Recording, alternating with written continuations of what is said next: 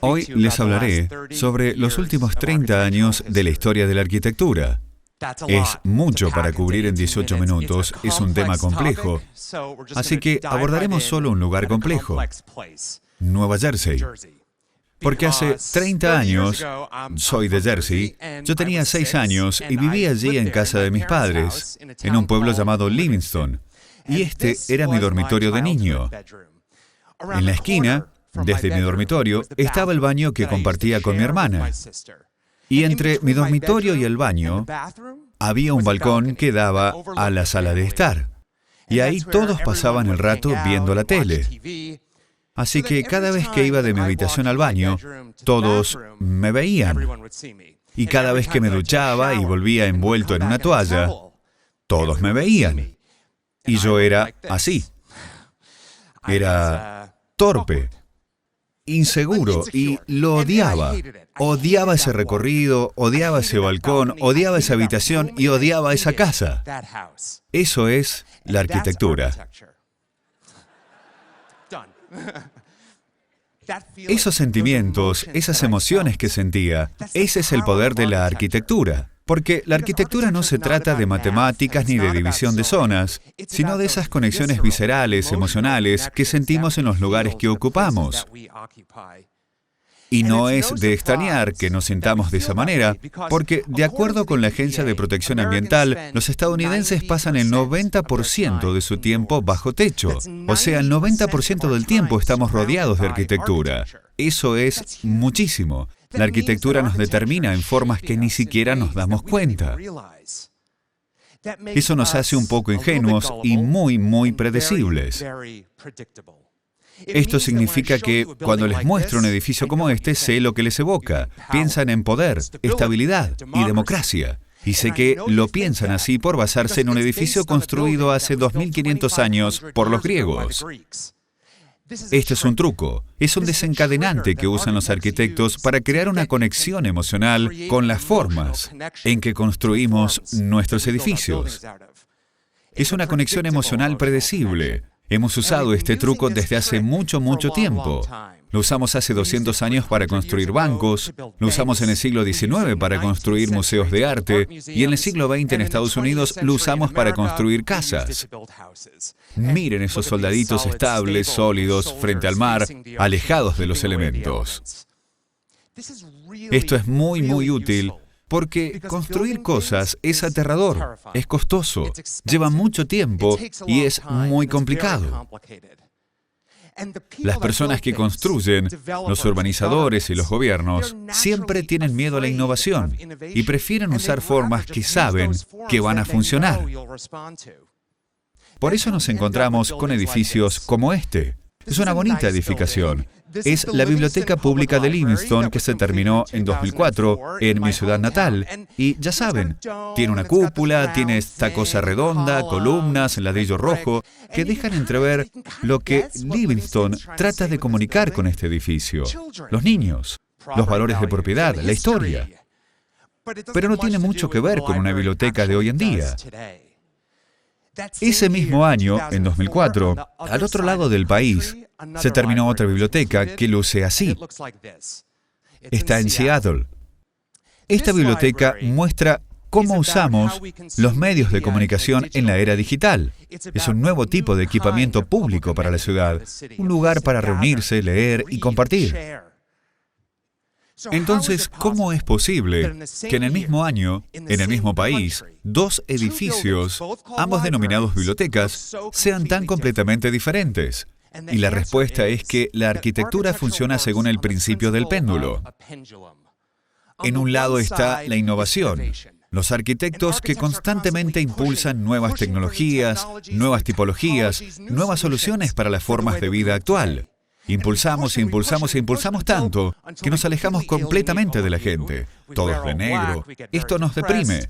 Ustedes creen que nos sentimos muy bien, pero estamos muertos por dentro porque no tenemos otra opción. Tenemos que ir al otro lado y volver a conectarnos con esos símbolos apreciados. Así lo hacemos y estamos todos felices, pero nos sentimos como traidores. Así que empezamos a experimentar de nuevo. Hacemos oscilar el péndulo de atrás adelante una y otra vez. Así lo hemos hecho en los últimos 300 años y claro está, en los últimos 30 años. Bueno, hace 30 años salíamos de la década de los 70. Los arquitectos estaban ocupados experimentando con el denominado brutalismo. Tiene que ver con el hormigón. Eso se puede adivinar. Ventanas pequeñas, en escala deshumanizante. Algo realmente muy duro. Así nos acercamos a los 80 y empezamos a incorporar esos símbolos. Empujamos el péndulo de nuevo en la otra dirección.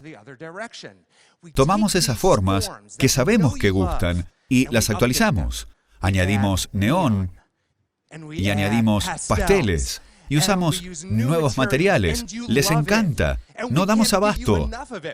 Tomamos armarios Chippendale y los convertimos en rascacielos, que pueden ser castillos medievales hechos de vidrio. Las formas se agrandaron, ganaron en audacia y colorido. Los enanos se convirtieron en columnas. Los cisnes crecieron hasta el tamaño de los edificios. Una locura. Pero eran los 80s. Eso era genial. Todos pasamos el rato en centros comerciales, nos mudamos a los barrios y ahí, en los suburbios, podíamos crear nuestras propias fantasías arquitectónicas. Esas fantasías podían ser a la mediterránea, a la francesa o a la italiana.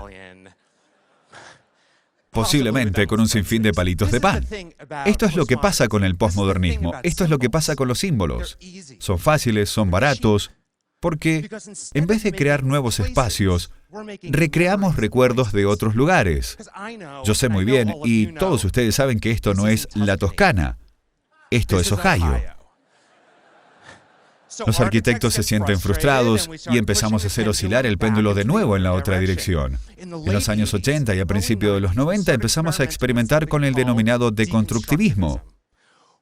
Descartamos los símbolos históricos. Ahora contamos con nuevas técnicas de diseño asistidos por computadora y nos encontramos con nuevas composiciones, unas formas que se estrellan contra otras formas.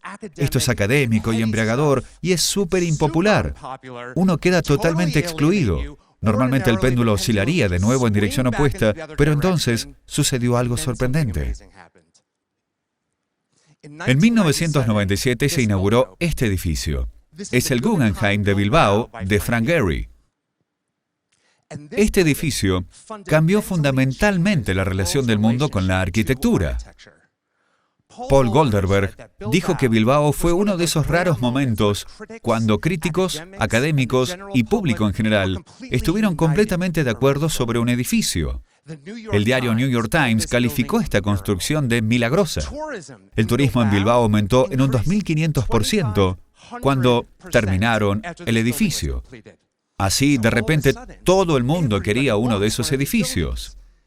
Los Ángeles, Seattle, Chicago, Nueva York, Cleveland, Springfield. Todo el mundo quería uno. Y Gehry estaba en todas partes. Él fue nuestro primer arquitecto estrella. Pero, ¿cómo es posible que estas formas salvajes y radicales, cómo es posible que se conviertan en omnipresentes en todo el mundo? Y sucedió porque los medios se galvanizaron en torno a ellos. Y rápidamente aprendimos que esas formas significaban cultura y turismo. Hemos creado una reacción emocional con estas formas. Lo mismo hicieron los principales alcaldes del mundo. Así todos creían que si tenían estas formas, tenían cultura y turismo. Este fenómeno de comienzos del nuevo milenio pasó con otros arquitectos estrella. Le pasó a Zaha y a Libeskind. Y lo que pasó con estos pocos arquitectos de élite en el umbral del nuevo milenio, en realidad empezó a pasar con toda la arquitectura.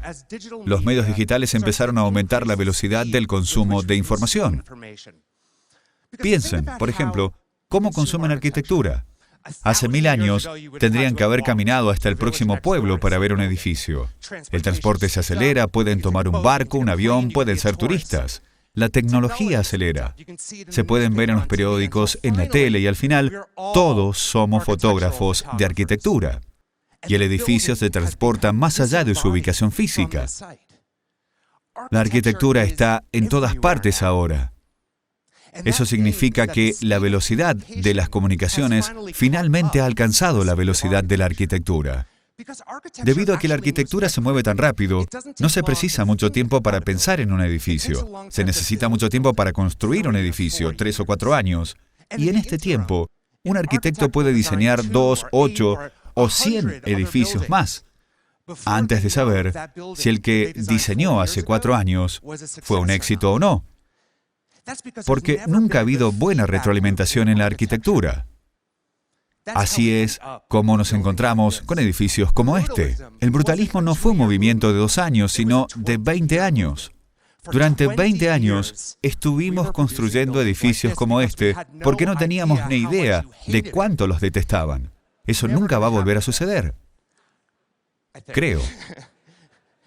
Porque estamos en el umbral de la mayor revolución en la arquitectura desde la invención del hormigón, del acero o del ascensor, y es la revolución de los medios. Mi teoría es que cuando se aplica el péndulo a los medios de comunicación, empieza a oscilar cada vez más rápido, hasta llegar a estar en ambos extremos casi en simultáneo, y se desdibuja efectivamente la diferencia entre innovación y símbolo, entre nosotros, los arquitectos, y ustedes, el público. Ahora podemos hacer símbolos casi instantáneos con carga emocional, de algo completamente nuevo. Les enseñaré cómo funciona el sistema en un proyecto que mi empresa terminó recientemente. Fuimos contratados para sustituir este edificio que se incendió. Este es el centro de un pueblo llamado Pines en Fire Island, en el estado de Nueva York. Es una comunidad de vacaciones. Propusimos un edificio audaz, diferente, a cualquiera de las formas a las que la comunidad estaba acostumbrada. Teníamos miedo y también nuestro cliente. La comunidad estaba asustada, así que creamos una serie de representaciones fotorrealistas y las pusimos en Facebook y en Instagram. Y dejamos que la gente empezara a hacer lo que hace, compartir, comentar, me gusta, lo detesto. Pero eso significó que 2 años antes de que se terminara el edificio, ya era parte de la comunidad. Y como los dibujos se parecían exactamente al producto terminado, no hubo sorpresas. El edificio llegó a ser parte de la comunidad. Ese primer verano, cuando la gente comenzó a llegar y lo compartía en los medios sociales, el edificio dejó de ser solo un edificio. Se convirtió en un medio de comunicación, porque estas no son solo imágenes de un edificio, son las imágenes que uno hizo del edificio. Y conforme uno las usa para contar su historia, se convierten en parte de la narrativa personal. Y eso hace cortocircuitos con la memoria colectiva. Y al cargar estos símbolos, nosotros aprendemos. Es decir, ya no necesitamos que los griegos nos digan cómo pensar la arquitectura. Podemos decirnos mutuamente qué pensamos de la arquitectura, porque los medios digitales no solo han cambiado la relación entre nosotros, sino que han cambiado la relación entre nosotros y los edificios. Piensen por un segundo en esos bibliotecarios de Livingston. Si ese edificio se construyera hoy, primero iríamos a Internet en busca de nuevas bibliotecas. Seríamos bombardeados con ejemplos de experimentación, de innovación, sobre qué puede ser una biblioteca. Esos son municiones. Municiones que pueden llevar al alcalde de Livingston, a la gente de Livingston, y decirles que no hay respuesta única a la que puede ser una biblioteca hoy. Seamos parte de esto. Esta abundancia de soluciones da la libertad de experimentar. Todo es diferente ahora. Los arquitectos ya no son esas criaturas misteriosas que usan palabras grandilocuentes y dibujos complicados. Y uno ya no es un público desventurado que no acepta algo que no haya visto antes. Los arquitectos pueden escuchar y uno no se deja intimidar por la arquitectura. Eso significa que el péndulo oscilante de un estilo a otro, de un movimiento a otro, es irrelevante. De hecho, podemos seguir adelante y encontrar soluciones adecuadas a los problemas que enfrenta la sociedad. Este es el final de la historia de la arquitectura. Y significa que los edificios del mañana serán muy diferentes a los edificios de hoy. Esto significa que un espacio público en la antigua ciudad de Sevilla puede ser único y adaptado a la medida de una ciudad moderna. Esto significa que un estadio en Brooklyn puede ser eso, un estadio en Brooklyn, y no una mala imitación histórica de ladrillo rojo con base en ideas a lo que debe ser un estadio. Esto significa que unos robots podrán construir nuestros edificios porque finalmente estaremos listos para las formas que van a producir. Eso significa que los edificios se amoldan a los caprichos de la naturaleza y no al contrario. Esto significa que un garage de estacionamiento en Miami Beach, Florida, también puede servir para hacer deportes o para yoga, o incluso uno puede casarse allí en la noche. Esto significa que 3 arquitectos pueden soñar con natación en el East River de Nueva York y recaudar $500,000 de la comunidad unida en torno de esa causa. Ya no es un cliente solo. Significa que ningún edificio es demasiado pequeño para la innovación, como este pequeño pabellón de renos, tan musculoso y fibroso como los animales que se van a observar. Esto significa que un edificio no tiene que ser bello para ser amable, como este pequeño y feo edificio en España, donde los arquitectos cavaron un agujero, lo llenaron de heno y luego vertieron hormigón alrededor, y cuando el hormigón se secó, invitaron a alguien a que viniera y limpiara el heno restante. Finalmente, todo lo que quedó es esta pequeña y horrible habitación con todas las huellas y arañazos de cómo se construyó, para convertirse en el lugar más sublime para observar una puesta de sol español. Porque ya no importa si es una vaca o un robot quien construye nuestros edificios. No importa cómo construimos. Lo que importa es qué construimos. Los arquitectos ya saben cómo hacer edificios más ecológicos, más inteligentes y más amables. Hemos estado esperando a que todos ustedes los deseen. Ya no estamos en lados opuestos. Encuentren un arquitecto, contrátenlo y trabajemos juntos para hacer mejores edificios, mejores ciudades, para un mundo mejor, porque hay mucho en juego. Los edificios no solo reflejan nuestra sociedad, sino que le dan forma hasta a los espacios más pequeños, las bibliotecas locales, los hogares donde formamos a nuestros hijos y el paso del dormitorio al baño. Muchas gracias.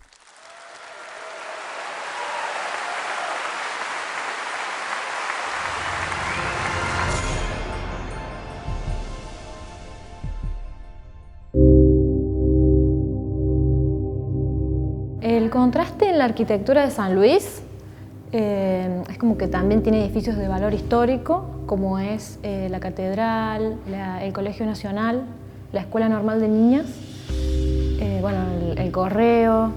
Bueno, tiene bastantes edificios históricos. Algunos son neoclásicos del siglo XIX, por ejemplo la Catedral, y son edificios muy lindos que están en el centro histórico de San Luis. Y se produce un contraste muy grande con todas las obras nuevas que se han realizado, que vienen del progreso, digamos. Y yo creo que se genera el contraste dado que ha crecido mucho lo que es San Luis en los últimos años. Entonces, de esta forma, uno puede apreciar, tanto cuando circula por las autopistas o por todos los corredores que se han generado, en donde uno puede acceder a diferentes puntos de la ciudad rápido.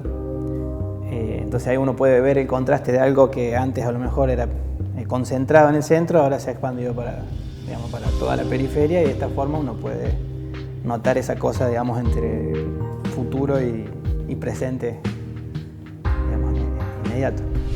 Todo comienza con solicitudes de diferentes ministerios o diferentes sectores, en donde pueden ser necesidades o pueden ser directamente gestionadas obras desde los programas en función de una visión, digamos, de lo que se viene o lo que haría falta. En cuestiones de necesidades, por ahí es cuestiones de, a lo mejor en barrios nuevos, que es necesario tener escuelas, comisarías, o a medida que va creciendo la población, o van surgiendo nuevas problemáticas, se atienden a cada una de esas problemáticas o necesidades que van surgiendo, desde hospitales, escuelas, comisarías, como recién te dije, o hasta viviendas en todo caso. Las obras públicas se planifican con un equipo interdisciplinario, de muchas disciplinas, de profesionales, que cada uno va aportando su conocimiento. Y bueno, al inicio de la obra ya tenemos armado el proyecto, con todo listo para empezar, digamos. Y posteriormente, bueno, se elabora lo que es el pliego, en donde se establecen las pautas de las cuales debe contener el proyecto. Se genera una especie de anteproyecto donde se prefiguran de cómo debería ser y después se accede a lo que sería la licitación o la contratación a una empresa privada, digamos, tercera, en donde termina de desarrollar realmente cómo se va a ejecutar, digamos, la obra. Y la labor nuestra es ir controlando y velando porque la idea original sea la que se termine ejecutando. A nivel particular y nivel general, te podría ir, digamos, nombrando varias. Como para empezar, podemos decir lo que es el complejo de terrazas de Portezuelo, que sería la Casa de Gobierno y el núcleo de toda, digamos, la función pública en un solo lugar, que no solo atiende a una situación donde es más fácil para poder realizar cualquier trámite, sino que como edificio arquitectónico está posicionado en un lugar de donde se ve uno cuando viene por la ruta camino a Mendoza o viniendo a San Luis, es algo que llama mucho la atención, enfrentado con la terminal, que es un edificio nuevo también, atendiendo a otra de las problemáticas de concentración que tenía en el centro. Después, como fenómeno puede estar la ciudad de La Punta, que es como obra es una ciudad nueva que a su vez ha trasladado a mucha gente a poder trabajar, vivir y generar como otro centro, digamos, de urbano. También se le ha dado como importancia a obras históricas, como por ejemplo el Cabildo, que se hizo una representación del Cabildo Histórico Nacional, se hizo en San Luis, y donde se recreó después lo que es la Plaza de la Victoria con lo que es la Recoba, acompañada de otra gran obra que está enfrente, que es el Centro de Convenciones, que también atiende a como una visión al futuro para poder traer exposiciones, ferias, digamos como que se buscan en parte cuestiones históricas y en otra parte como mirando a un poco más allá. En el caso de Villa Mercedes está lo más reciente, es la obra de La Pedrera. La obra de La Pedrera intervinieron varios profesionales. Lo importante es que es una obra muy compleja y que se realizó en un tiempo muy corto. También fue una respuesta hacia la sociedad porque, bueno, como sabemos, tiene hospitales, escuela de quinoterapia, aparte del estadio, que la idea es que fuera usado en todos los horarios y todo el año, no solamente para eventos especiales, sino que tiene 2 escuelas generativas. Aparte, bueno, en la ciudad de Villa Mercedes le hacía falta un lugar de distensión, como de espacio verde, de parque. Entonces, como que se respondió a las necesidades de la ciudad de Villa Mercedes.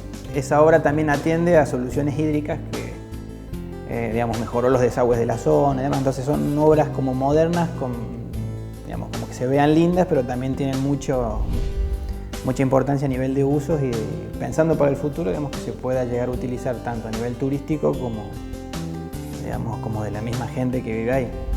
Además del autódromo, del estadio, además que es para atraer todo tipo de eventos y generar, digamos, una oferta digamos, atractiva para el que quiera ir a ver. Mientras se siga pensando de que la obra es el motor tanto de la economía como del progreso, yo creo que esto va a seguir creciendo. Muchas obras se piensan como sobredimensionadas a grandes como para poder seguir, digamos, creciendo. Lo más reciente que se estaba pensando era el hospital nuevo, que por las cantidades de metros y de camas que se están calculando, tranquilamente sobrepasa, digamos, las capacidades como para poder atender no solo lo que es la ciudad de San Luis, sino la provincia de San Luis y quizás, digamos, de otras provincias que puedan acercarse a este lugar.